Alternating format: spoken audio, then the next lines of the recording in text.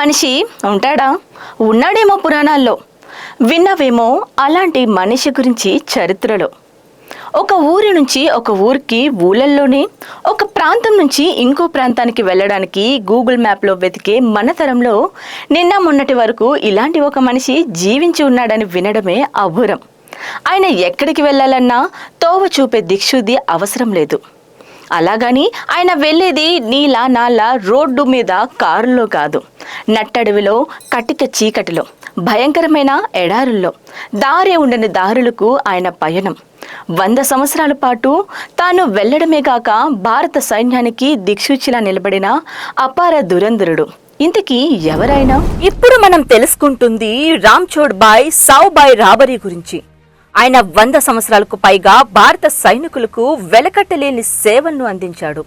ఎలా అంటే, భారత సైనికులు ఎంతో గౌరవంగా పాగి అని పిలుచుకునే రాబరీకి ఎడారులు, అణుపానులు తెలుసు. అక్కడ తిరిగే ప్రాణుల గురించి కూడా తెలుసు.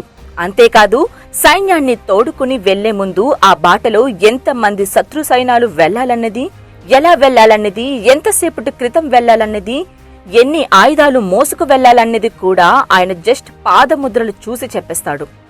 అసలు ఆ పెద్ద ఆయనకి పాగి అనే పేరు ఎవరు పెట్టారు తెలుసా? సాక్షాత్తు మన జవాన్ హీరో జనరల్ మానిక్ షా. పాగి అంటే దారి చూపేవాడని అర్థం. మానిక్ షాకి రాబరీకి ఎంత అనుబంధం అంటే 2001లో ప్రాణాలు విడిచే ముందు కూడా జనరల్ షా పాగి పాగి అనే కలవరిస్తూ ఉండేవారట. పాగికి తెలిసిన విద్య మన సైన్యంలో గాని, మన గూఢచారి విభాగంలో గాని ఎవ్వరికీ లేదంటే నమ్మి తీరాలి. ఎందుకంటే భారతదేశ అత్యంత ఉన్నత గూఢచారి విభాగం రా సైతం పాగి తోడులేనిదే ఎడారిలో ప్రవేశించేది కాదు. బిఎస్ఎఫ్ కూడా అంతే.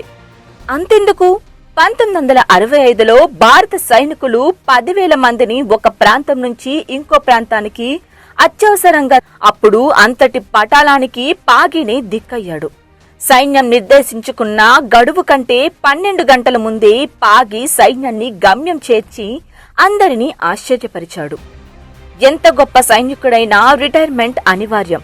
కానీ మన హీరో పాగికి పదవి విరామణ లేదు, మరణమే ఆయన విరామణ. అదెప్పుడో తెలుసా? 108 సంవత్సరాల వయసులో 2013 సంవత్సరం జనవరి 18న.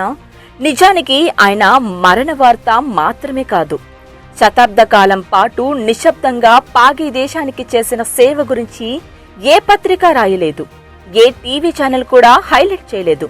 ఆయన కారణంగా ఒక దేశం 100 సంవత్సరాల పాటు సురక్షితంగా ఉంది, ప్రశాంతంగా నిద్రపోయింది.